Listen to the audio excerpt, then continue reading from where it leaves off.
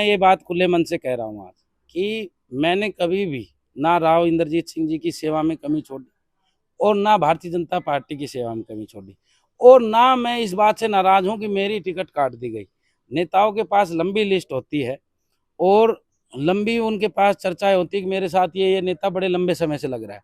मैं तो ये कह रहा हूं कि अगर इन्होंने टिकट काटनी थी तो ये बातें नहीं बोलनी चाहिए थी कि सर्वे के आधार पर हम टिकट देंगे, रायशुमारी हम करेंगे, लोगों को परेशान हम करेंगे, हम उनके भावनाओं के साथ खिलवाड़ हम करेंगे। ये सब बातें इन्होंने नहीं कहनी चाहिए थी। आपको अगर मेरे से टिकट नहीं देनी चाहिए थी, वो तो देखो विश्वास में जीत पाया ना जीत पाया वो उनका मन जानता है, परंतु इलाके की जनता ये कह रही है कि जिसने भी इसकी टिकट काटी है उसने प्रशांत सन्नी यादव के साथ दगा किया है, धोखा किया है। देखिए, मैं लक्ष्मण जी के लिए ये कह रहा हूँ कि अगर इन्होंने इतने अच्छे काम किए होते तो जैसे इन्होंने जाके मुख्यमंत्री जी के पास अपनी गुहार लगाई, राव साहब के पास भी बताते हैं गुहार लगाई, तो इन्होंने अपनी कोसली विधानसभा के लिए गुहार नहीं लगाई।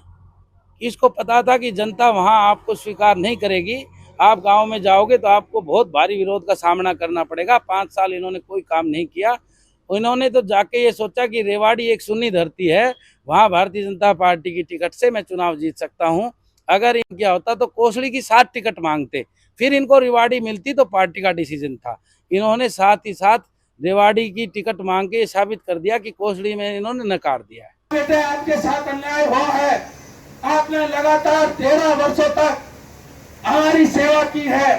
मैं अगर एक दिन भी घर बैठा हूँ, अगर एक दिन भी मैंने व्यापार किया हो, अगर एक दिन भी मैं आपसे बीच दूर रहा हूँ, तो आप मेरे को यही मना कर दो कि बेटा हम आपके साथ नहीं हैं। अगर आप ये कह रहे हैं कि अन्याय की इस लड़ाई में बेटा हम इस सत्ता में बैठे घमंड में चूर नेताओं को सबक सिखा देंगे कि एक साधारण परिवार में क्या ताकत होती है। अरे 95% हम लोग जो रेवाड़ी विधानसभा में चाहे देश में कहीं भी 95% संख्या हमारी है जो हम साधारण घर में जन्म लिया है। ये सिर्फ 5% लोग हैं जो हम पर राज कर रहे हैं। अगर आपका इस साधारण परिवार का बच्चा आपके बीच में ये कह रहा है कि आप एक हो जाओ और मैं आपके बीच में ताकत लेकर आऊंगा, आप कह रहे हो सही कह रहा है, आप कह रहे हो कि आपके साथ है, तो मेरी इच्छा है कि 11 तारीख को हम नामांकन करें। आप अगर यस कहते हो, आप कहते हो कि हाँ बेटा हम उस नामांकन में आज जितने आए हैं, जो एक व्यक्ति आया है वो 10 लेकर आएगा, जो 10 आया है वो 100 लेकर आएगा, जो 100 साथी आए हैं वो 1000 लेकर आएंगे और उस नामांकन सभा में ये साबित कर देंगे कि आज ही जीत सुनिश्चित हो गई है। अब तो जिला लड़ाई बाकी है।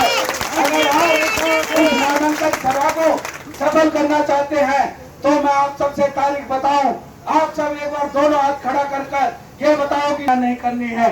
अगर करनी है तो ब्रास मार्केट जो पिछली बार हमने जगह हमने तय की है, अगर उसमें आपने उस ब्रास मार्केट में कोई जगह ना बचे तो मैं आप सबसे निवेदन कर रहा हूं कि 11 तारीख को सुबह 11 बजे आप सबने ब्रास मार्केट में पहुंचकर उसी दिन ये जीत सुनिश्चित करनी है।